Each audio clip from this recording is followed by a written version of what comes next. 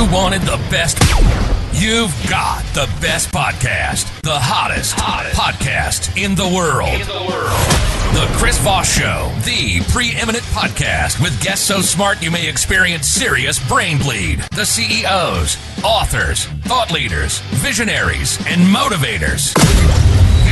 Get ready. Strap yourself in. Keep your hands, arms, and legs inside the vehicle at all times, because you're about to go on a monster education roller coaster with your brain. Now, here's your host, Chris Voss. Hi, folks. It's Voss here from the ChrisVossShow.com, the ChrisVossShow.com. Welcome to the big show, my family and friends. We certainly appreciate you guys coming by. What would we do without you folks? We'd just be sitting here talking to a mic and talking to ourselves, which is pretty much any time on a Sunday night where I'm just sitting there drilling out the side of my mouth, talking to myself, and then the orderlies come by and give me my medicines. So welcome to the show. As always, refer the show to your family, friends, and relatives. Go to goodreads.com/Chris Voss, youtube.com/Chris Voss, linkedin.com/Chris Voss, all those crazy places on the internet. There's a me, my particular version of Chris Voss. Today we have an amazing author on the show, and gosh darn it, do we always have the smartest authors on the show, the most brilliant people? We've had smart discussions all week. I've learned so much, and I've learned so much that there's a glow to me. And it could be from watching Oppenheimer, the nuclear movie, or it could be just from learning so much. Anyway, she is the author of the newest book that just came out, July 18th, 2023. Beastly. Is it a story about me? No, it sounds like everything my ex-girlfriends have called me. No, I'm just kidding. Let's restart that. Beastly. I'm sorry. Her book is called Beastly, the 40,000-year story of animals and us. Came out July 18th, 2023. Keggie Carew joins us on the crew today, and she's going to be talking to us about her latest book. She is the author of Dadland, which won the 2016 Costa Biography Award. Before writing, her career was in contemporary art. She was born in Gibraltar and lived in West Cork, Barcelona, Texas, Auckland, and London. How'd she get Texas in there? That's weird. She now lives in Wiltshire with her husband, and they have a small nature reserve. Quicksand Tales was published by Canigate in 2019. A tonic for the tortured and cursed Joshua Ferris, according to him. Welcome to the show, Keggie. How are you? I'm very well. Thanks for having me. There you go. And is that a quote from Joshua Ferris, or were you referring to him as a... No, it was a quote when he read Quicksand Tales. That's what he wrote about. Oh, okay. It's all funny. Right. I wasn't sure if you were accusing him of something. No, so welcome to the show. Congratulations. Give us a .com. Where do you want people to find you on the interwebs, please? I'm Keggie Carew, KeggieCarew.co.uk. That's my website. And I'm on Twitter as Keggie C, at Keggie C, and I'm on Instagram. And I'm not very good on Instagram. I've only just started that, but I am on Twitter. So there you go. Easy. I'm easy to find with my name. I'm very easy to find. There you go. And I'm sure people are asking where the name Keggie came from. I was referred to as Keggie in college, but that was because I was the guy who knew how to open up the kegs for the pump. So where does that originate from? Well, it comes from my brother. I blame my brother. I was born in Gibraltar.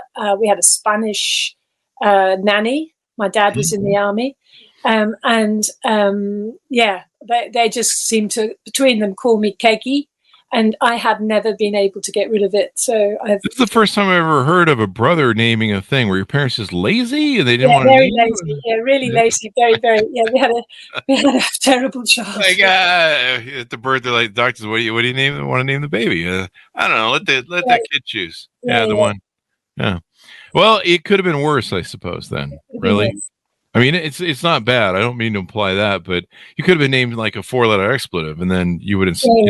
You walked around. It rhymes with leggy. There you go. Well, it's hard to forget then. So you've written your latest book here, Beastly, and evidently it's not about me from what my ex-girlfriends call me. But tell us about what this story is, the 40,000-year story of animals and us.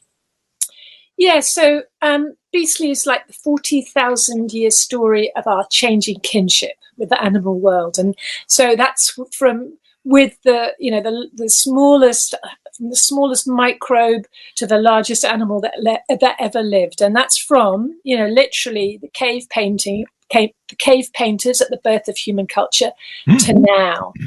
And so it travels through, I explore the relationship through history, science, culture, and the most incredibly inspiring examples of humans that have stepped closely into animal worlds.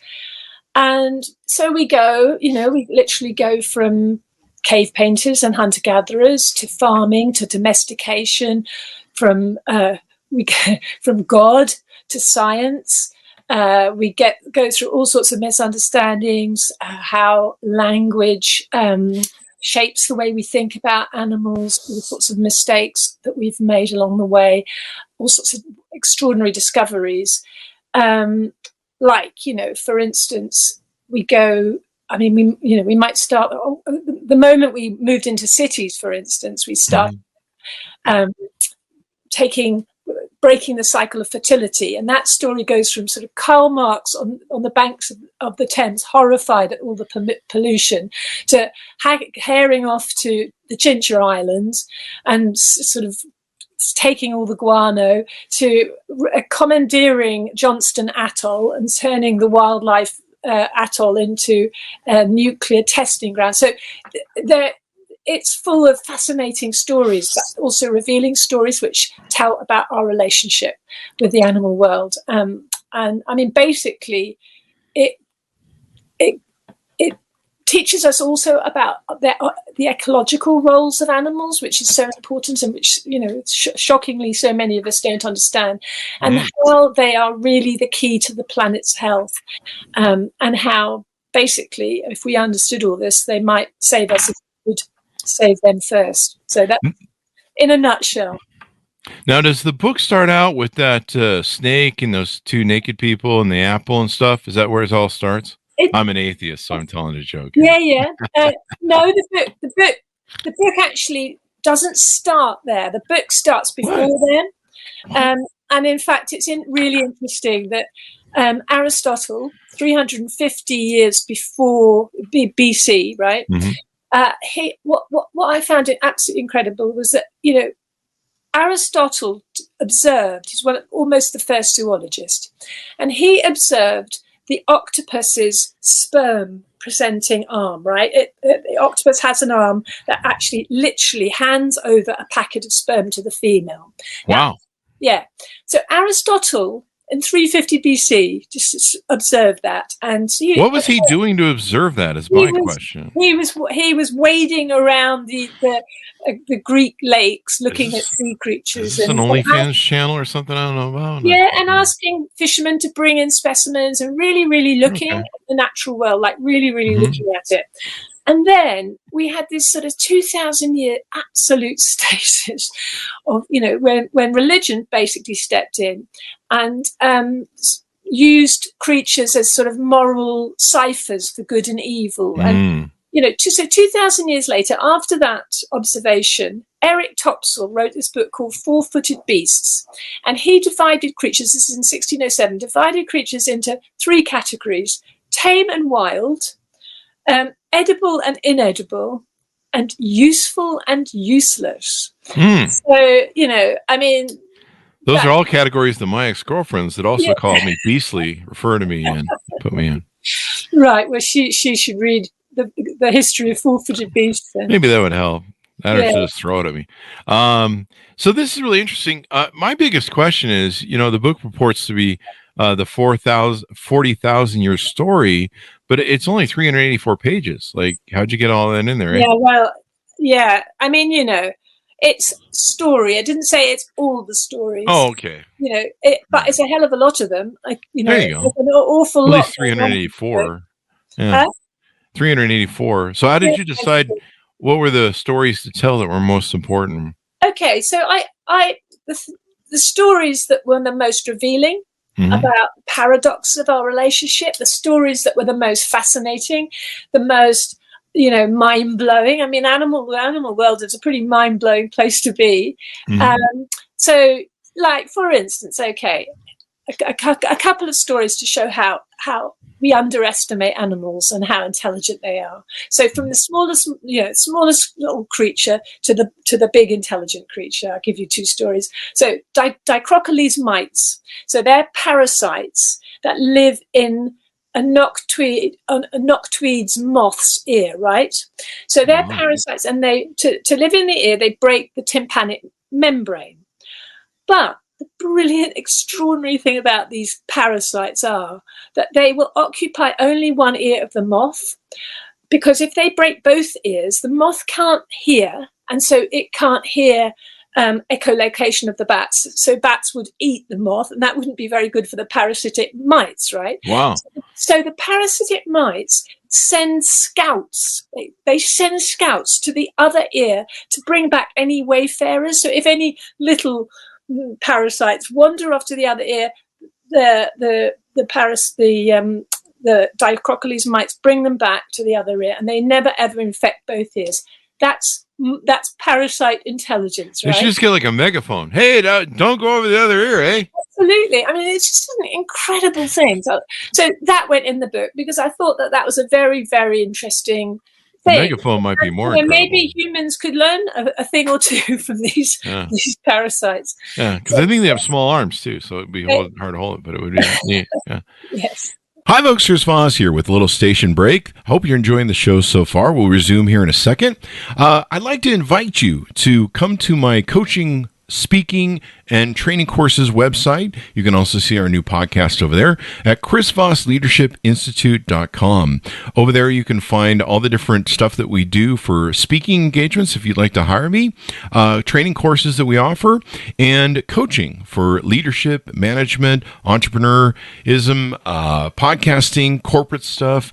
With over 35 years of experience in business and running companies as CEO. And be sure to check out chrisvossleadershipinstitute.com. Now back to the show. And do you talk about how this developed or why this developed? Some of these things developed in that way? What do you mean? How? Well, I do. Yeah. I mean, that's evolution. I mean, they're not going to survive. I mean, the incredible thing is that, you, me, that fly buzzing around the studio, the spider in the corner of this old room. Yeah. So we are a 3.8 billion year line of unbroken chain of success. So that's why we exist. So there's still time. That incredibly long chain has been refining and refining and refining. And those parasites wouldn't be around if the moth, was flying around without being able to hear the bats' echolocation. So it just wouldn't last. So So I do go into all those things. I do explain how nature functions, and I do use some fantastic stories to explain that, because it completely blew my mind that there are so many brilliantly educated people out there that really haven't a clue about the animal world. And I've seen a few of them. Yeah, but it's worrying, Chris. I mean, it's very worrying because for me, animals are really the key to the planet's health. And in all the talk of climate change and all this, the disasters, that we're constantly coming at us in the news every day, animals just are like wild world is like an adjunct. It's the adjunct biodiversity, right? So biodiversity is usually just tacked on, and just even the word is a problem. It's like I call it like a soap powder, biodiversity. You can't imagine what that is, and what it is all of life, and all of life. The animals are the maintenance crew to all our living systems. They literally garden the blue and the green planet, and we wiping them out. And we're wiping out our future by doing that. And so it seemed to me that I took it upon myself to inform humanity about the incredible importance of animals for our survival, and also just the extraordinary, mysterious, their mysterious selves. So hopefully we need to start caring about them. We do. because some of those animals taste really good. So well, I'm all I for know that. they do, and that's half the problem. Yeah. We have to do the jokes, and the lettuce is good too. I'm a big fan of lettuce and broccoli and all that stuff too. But evidently that's a living organism as well. But so you bring us back to reminding us that everything's kind of important. We hang in the balance as a planet, as a subsystem or a system of everybody. I eat the cow. I have a dog. It chases the cat. The cat chases the mouse. That sort of thing, basically. Yeah. There. Yeah. No, I mean everything is connected. Like we are all connected. That's what I was trying to say. Yeah. But more than the fact that your cat chases the dog, or the other way around. Mm-hmm. But we are all reliant. All species are reliant on other species, and I mean, take the whale. Let's have a look at the biggest animal that ever lived. Mm-hmm. That had an enormous impact on climate. Before whaling began, because their numbers were so huge. And each great whale would defecate 50 tons of iron-rich iron on the surface, to fertilize the phytoplankton. And phytoplankton, that sequesters, that takes in at least half the carbon dioxide and gives half our oxygen. And the whales, the phytoplankton feeds the whole of the marine system. So whales are known as the whale pump. So they're just a massively ecologically important creature. So I'm basically breathing whale shit. Well, we're all breathing everything. I mean, this is probably massive. A lot of shit everything's just changing into everything else. That's true. And so I'm not sure about whether you're breathing whale shit, but I mean through the whole system, because they poop in the thing, and then there's a reef, and then it turns the oxygen and the carbonation. It goes in there. Yeah. And the I read the book. Did you? It's all a big what you said earlier. Without if we start eliminating certain parts of this place, although I don't know. People always say to me, they go, "Chris, we need world peace." And I'm like, you know how you achieve world peace, don't you? And they go, "What?" I go, "Kill all the humans." Everybody get along fine after that. Well, we seem to be the continual problem on that. In fact, I've seen Oppenheimer. I'm not sure that, this might be the last issue of the book. I'm not sure there'll be a beastly part 2. No, well, I mean, I'm the generation that was terrified of the nuclear bombs. We were both under desks, cowering from the Russians. Yeah. I went to bed as a 15-year-old, really scared, wondering whether somebody's going to put the finger on the button every night for a long time, I remember. Mm-hmm.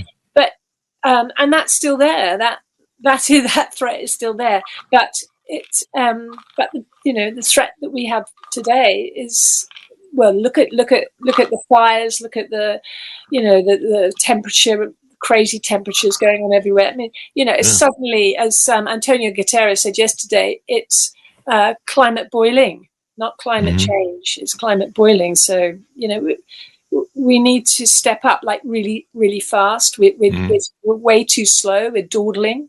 We're going to miss the train, and there's only one train. And it seems like we're kind of behind the train. We've heard for, a lot of years about it's going to get bad. And then all of a sudden this year, what is it like? The hottest it's ever been in 122,000 years, 22,000 years, something like that. Yeah. Yeah. And we are behind the train. So we really, really got to speed up. But there are fantastic. I mean, this is one of the reasons I get really frustrated, about when you listen to the news. And we do have, when we're talking about technology, we are going to need lots of technology. But the technology, there's no technology out there that works at scale. There's proto-technology. There's all sorts of technology with, that is a bit unreliable and with its own possible consequences.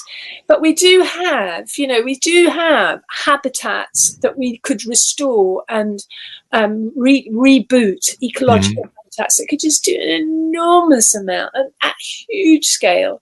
And it is frustrating that people forget the absolute importance of the wild world, what it can do. It cleans the water. I mean, if you look at all the aerial shots lately of North America that has been burnt, right, it's completely black.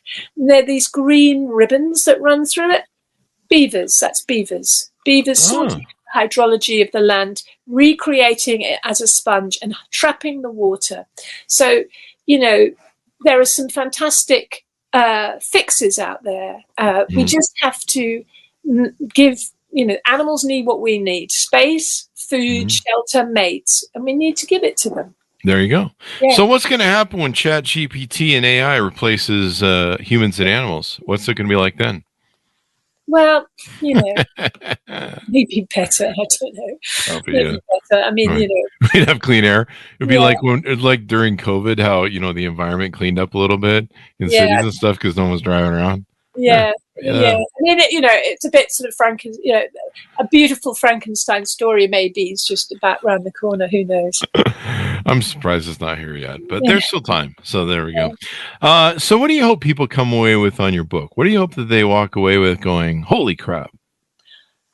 I want people, I really, really want people to understand not only the importance of animals' ecological roles, but their incredible abilities and intelligence, and just to be aware, this happens in small